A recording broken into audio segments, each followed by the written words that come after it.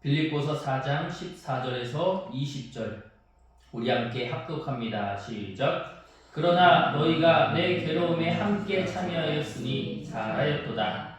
빌립보 사람들아, 너희도 알거니와 복음의 시초에 내가 마게도냐를 떠날 때에 주고받는 내 일에 참여한 교회가 너희 외에 아무도 없었느니라. 데살로니가에 있을 때에도 너희가 한 번뿐 아니라 두 번이나 나의 쓸 것을 보내었도다. 내가 선물을 구함이 아니요 오직 너희에게 유익하도록 풍성한 열매를 구함이라. 내게는 모든 것이 있고 또 풍부한지라.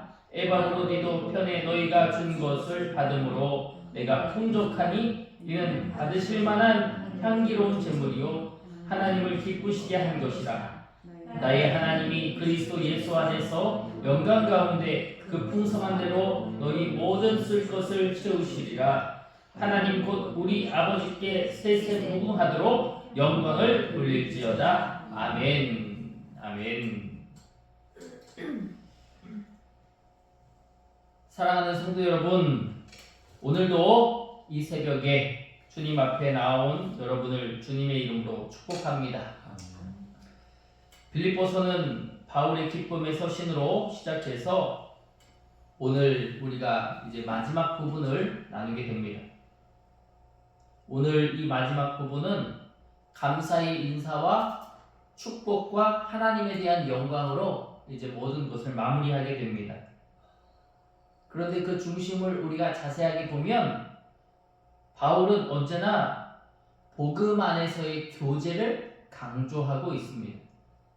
그래서 오늘 이 빌립보서 시리즈 12번째 풍성한 교제와 영광의 하나님이라는 제목으로 우리가 말씀을 나누겠습니다.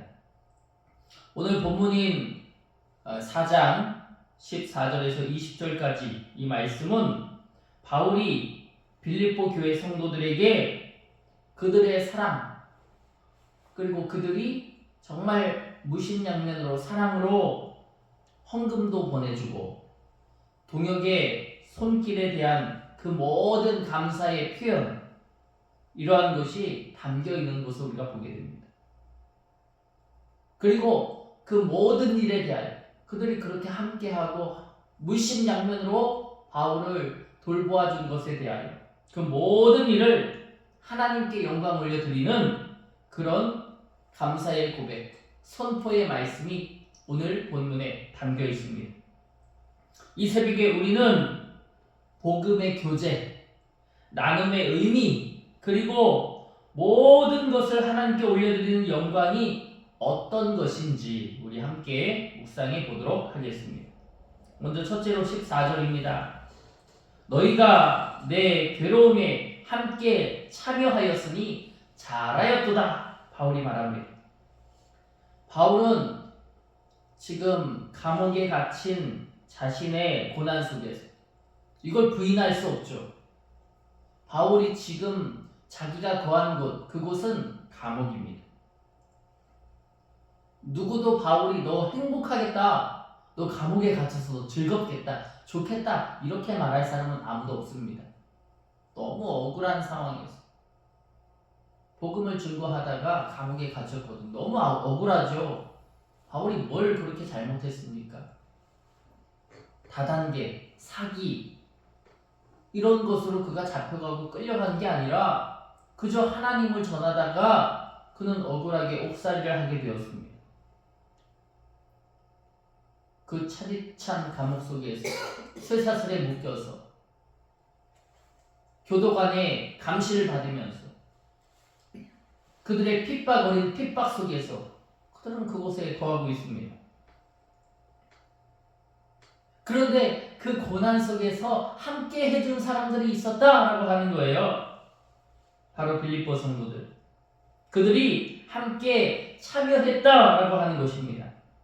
이 함께 참여했다라고 하는 이 말은 슌코이오네오라고 해요. 이 단어는 그냥 단순히 이들이 도와줬다 동정의 의미가 아닙니다. 이 슌코이오네오라는 이 표현은 고난과 복음의 이 사역에 함께했다 이런 표현입니다. 제일 어려울 때, 제일 힘들 때 성도들이 함께 해줬다. 정말 가족 같은 사람들이야. 아니 가족보다 더 친한 사이야 라고 하는 것을 바울이 표현하고 있는 거예요.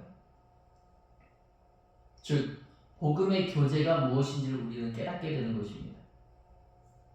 가장 힘든, 가장 고난받는, 가장 힘든 어려운 그러한 상황 속에서도 함께 짐을 지는 헌신, 그 헌신의 관계가 바로 복음의 교제의 관계다라고 하는 것을 바울은 우리에게 보여줍니다. 성도 여러분, 복음 안의 교제는 단순히 서로 돕는 관계가 아닙니다. 고난과 사역을 함께 감당하는 믿음의 연대인 줄 믿습니다. 우리는 서로를 위해 기도해주는 관계잖아요. 기도는 그냥 힘냈으면 좋겠어, 잘 됐으면 좋겠어, 지지해주는 격려가 아닙니다. 기도는 하나님께 올려진 인간이 가장 귀하게 감당할 수 있는 하나님의 축복의 비밀의 통로임을 믿습니다. 그 비밀의 통로에 내가 나를 위해서 하는 게 아니라 이 사람, 힘든 일을 당하고 있고 괴로움을 당하고 있고 눈물을 흘리고 있는 이 사람을 위해 하고 있는 이 헌신, 이 믿음의 연대, 이 복음의 교제가 그런 깊이를 담고 있다는 사실을 늘 기억하여 여러분 주님 안에서 힘을 얻고 능력 얻기를 주의 이름으로 소원합니다. 둘째로 15절 말씀, 주고받는 일에 참여한 교회가 너희 외에 아무도 없었더라. 주고받다. 이 도시스카이 램프시스라고 하는 이 단어는 원래는 경제적인 교환을 의미합니다. 우리가 등가 교환이라고 하죠. 뭔가를 내가 주었으니 네가 나에게도 주어야 한다. 이런 교환. 이런 경제적인 교환의 의미가 바로 주고받다라는 의미인데 바울은 이것을 영적 교제의 언어로 사용해요. 그러니까 빌립보 교회는 단 한 번만 바울을 도와준 게 아니라 지속적으로 바울의 선교를 후원했다라고 하는 것입니다. 16절 말씀이죠. 우리 한번 16절 말씀을 같이 볼까요? 시작. 데살로니가에 있을 때에도 너희가 한 번뿐 아니라 두 번이나 나의 쓸 것을 보내었도다. 내가 힘들었을 때, 내가 어려웠을 때, 그때에도 너희가 나를 외면하지 않고, 그렇죠? 나를 외면하지 않고 너희가 그때 나를 도와줬던 거다. 똑똑히 기억하고 있어 라고 하는 이 주고받다, 이 나눔, 이는 복음의 사명을 함께 짊어지는 동역의 표현이다 라고 하는 것입니다. 그냥 나누는 것이 아니고 그냥 주는 것이 아닙니다. 이것은 함께 한다의 의미를 담고 있는 것임을 우리가 믿습니다.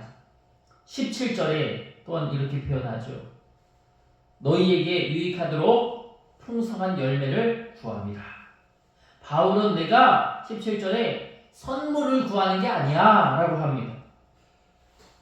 그는 나의 필요보다 성도들에게 맺히는 영적 열매를 중요하게 여겼습니다. 하나님은 우리가 드리는 헌신과 섬김 속에서 우리 안에 자라나는 믿음의 열매를 기뻐하십니다. 오늘 내가 한 행동을 기뻐하시는 게 아니에요. 오늘 내가 한 그 드림을 기뻐하시는 게 아닙니다.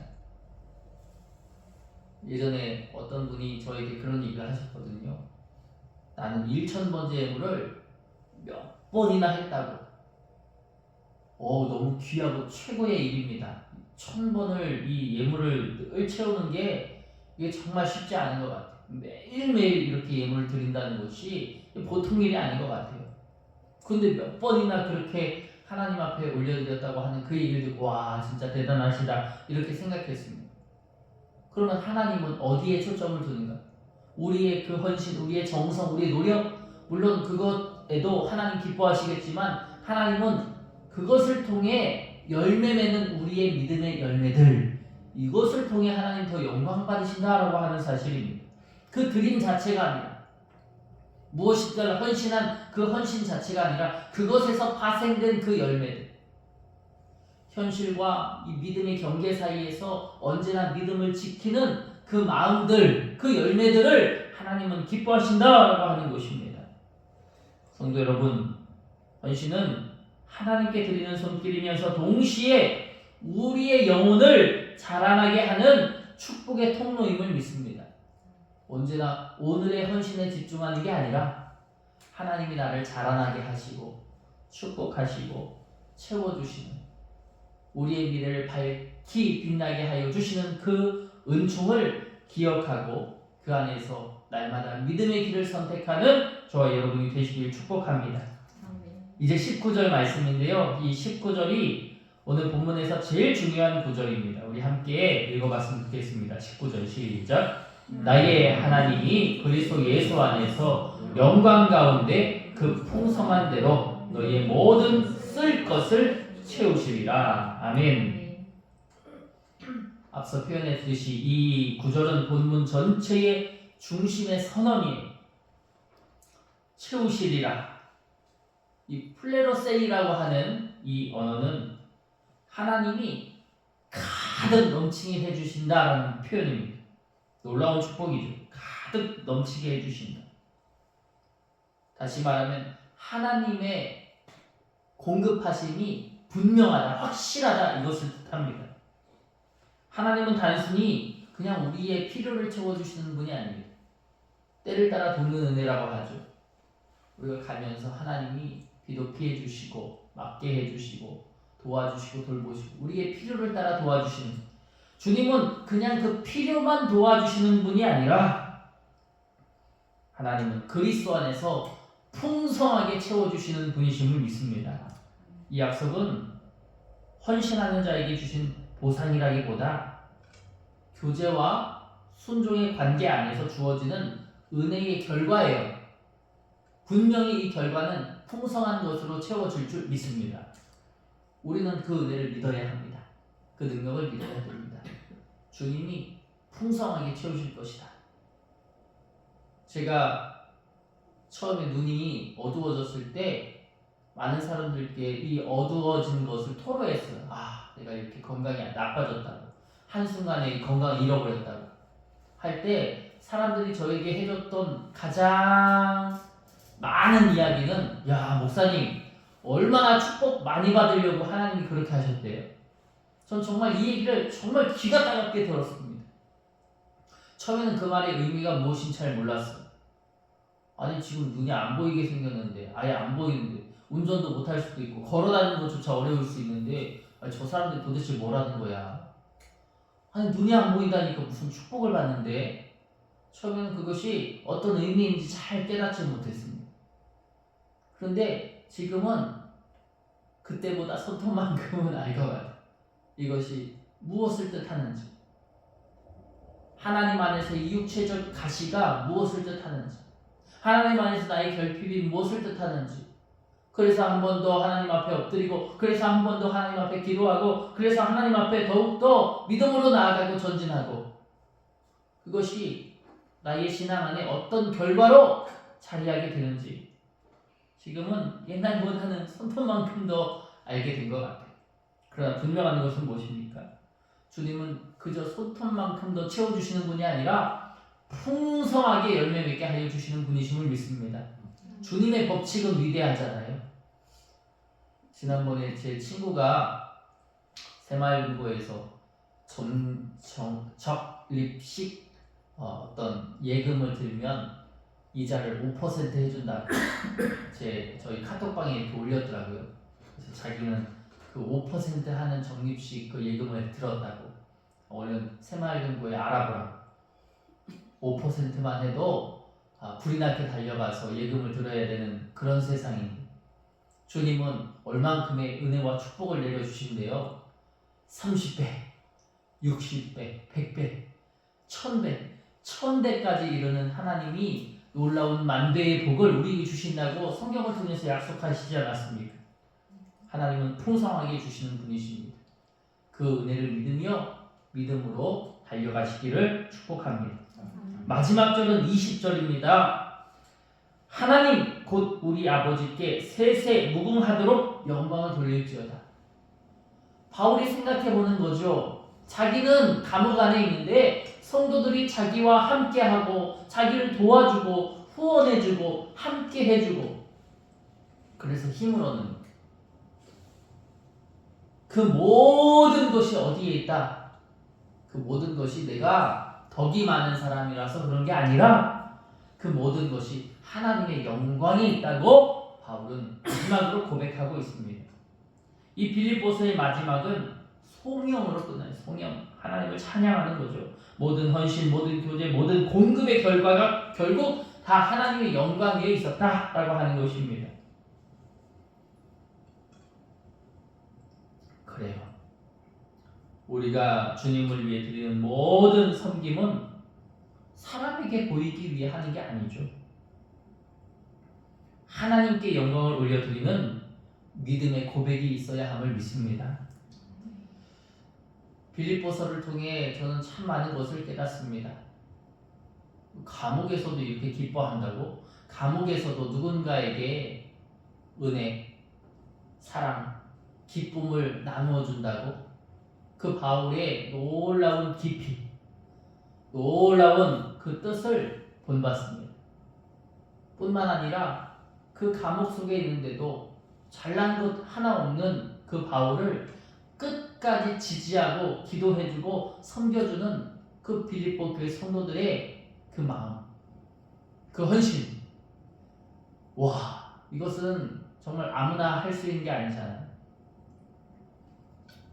큰 교회에 목사님을 섬기고 사랑하고 지지하고 그것도 대단한 일이죠. 얼마 전에 제가 유튜브 하는 곳에 어느 사람이 구독을 해주었는데 그 구독자 정보에 이렇게 들어가니까 그 사람은 이 정광훈 목사님을 굉장히 좋아하는 그런 팬클럽이더라고요. 그래서 그 내용에 다 정광훈 목사님만 써져 있어요. 그래서 그걸 보면서 와, 이 사람은 이 정광훈 목사에 대해서 이 목사를 하나님처럼 생각하는 사람인가 보다. 제가 그런 생각이 들었습니다. 그 유명한 사람, 큰 교회, 사람들은 그것을 환호하고 그것에 지지합니다. 그런데 이 빌립보 교회 성도들을 보십시오. 감옥에 갇힌 목사, 감옥에 갇힌 이 바울, 그를 끝까지 지지하고 그를 위해 헌신하고 그를 위해 수고하고 그와 함께하고 그를 위해 기도해주고, 무엇이 그렇게 빛이 나고 무엇이 그렇게 멋져 보입니까? 그렇잖아요. 우리도 진천에 큰 교회도 있고 많은 사람들이 모이는 그런 빛나는 그런 교회들이 있는데, 그런 교회가 아니라 이런 작고 초라한 교회에서 우리가 함께 신앙생활하는 거, 어느 때는 참 이것이 맞나? 이것이 옳은가? 이것이 좋은가? 이렇게 느껴질 때도 있습니다. 목사인 저에게도 그런 마음이 드는데 우리 성도님들은 오죽할까? 라고 하는 생각도 듭니다. 그러나 바울을 보십시오. 바울은 고난당하는 중에서도 가장 낮은 그 자리에서 고난의 고난을 경험하고 있습니다. 그러나 그 바울이 있었던 그 자리가, 빌립보 성도들이 함께 교제하고 함께 사랑하고 함께 헌신했던 그 자리가 하늘의 해보다 달보다 별보다 더 빛나는 자리였음을 고백합니다. 저와 여러분의 그 자리도 해처럼 달처럼 별처럼 빛나는 자리가 되시기를 주님의 이름으로 소원합니다. 사람들이 보기에는 째째한 자리일 수도 있습니다. 그렇게 부러워할 만한 자리가 아닐지도 모릅니다. 그러나 저 천국에서는 해같이 빛나는 우리의 모든 자리, 그 믿음을 지키고 주님 앞에 은혜로 나아가는 능력의 자리, 소망의 자리가 바로 우리가 거하는 그 자리가 되기를 주의 이름으로 축복합니다. 말씀을 정리합니다. 우리는 오늘 이 말씀, 특별히 이 빌립보서를 통해서 복음의 교제가 고난과 사역을 함께 나누는 이 동역의 관계라는 것을 우리가 함께 나눴습니다. 또한 하나님은 헌신한 자에게 영적으로 풍성한 열매와 능력을 충분하게 풍성하게 공급하여 주신다는 것을 우리가 나눴습니다. 또한 마지막으로 모든 봉사와 섬김은 결국 하나님께 영광으로 이루어져야 한다는 것을 우리가 나눴습니다. 사랑하는 성도 여러분, 우리의 섬김과 나눔이 하나님께 향한 사랑의 표현이 되길 원합니다. 오늘도 이 복음의 교제를 붙잡으시고 그 안에서 풍성히 채우시고 영광 받으시는 주님을 경험하시기를 주의 이름으로 소원합니다. 오늘 말씀 좀 정리하죠. 우리의 작은 헌신, 나눔, 하나님은 그것을 통해서도 하나님의 교회를 세우시고 복음을 전파하십니다. 풍성한 교제와 영광의 하나님, 이 말씀이 오늘 저와 여러분의 삶 속에 이루어지기를 주 예수 그리스도의 이름으로 축복하고, 정말 우리가 가는 그 걸음, 바울이 표대를 향하여 걸어갔다고 하잖아요. 부르심의 상을 향하여 나아갔다고 하잖아요. 사람이 보기에 좋은 길이라서? 아닙니다. 하나님이 보시기에 좋은 길이었기 때문에, 아름다운 길이었기 때문에 그가 택하였던 그 길, 사람이 보기에 좋은 길은 아닐지라도 정말 하나님이 보시기에 아름다운 그 길, 그 축복과 그 믿음의 열매의 길을 소유하는 우리 모두가 되시기를 축복합니다. 내일은 이제 빌립보서의 마무리, 모든 말씀의 이제 마무리의 말씀을 우리가 함께 나눌 것입니다. 그 은혜 속에서 하나님께 영광 올려드리는 저와 여러분이 되시기를 축복합니다. 기도하겠습니다.